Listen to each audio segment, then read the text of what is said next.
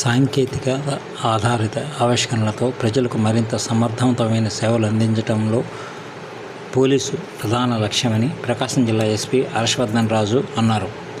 Machine youth ప్రకాశం police hackathon 2026 కార్యక్రమాన్ని ప్రకాశం జిల్లా police కళ్యాణ మండపంలో నిర్వహించారు. ఈ కార్యక్రమాన్ని నిర్వహించేందుకు ముందు వచ్చిన నిర్వాహకులను ప్రకాశం జిల్లా ఎస్పీ అభినందించారు. సాధారణంగా మహానగరాల్లో నిర్వహించే హ్యాకథాన్ను ప్రకాశం జిల్లాలో నిర్వహించడం అభినందనీయమని, పోలీస్ శాఖతో పాటు సమాజానికి ఉపయోగపడే సాంకేతిక పరిష్కారాల కోసం యువత ముందుకు రావడం సంతోషకరమైన విషయమే అని అన్నారు.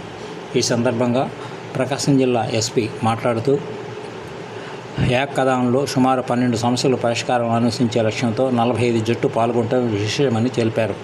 ఢిల్లీ, చెన్నై, హైదరాబాద్ తదితర ప్రాంతాల నుంచి యువత ఉత్సాహంగా పాల్గొనడం ఈ కార్యక్రమం విజయాన్ని ప్రతిబింబిస్తుందని చెప్పారు.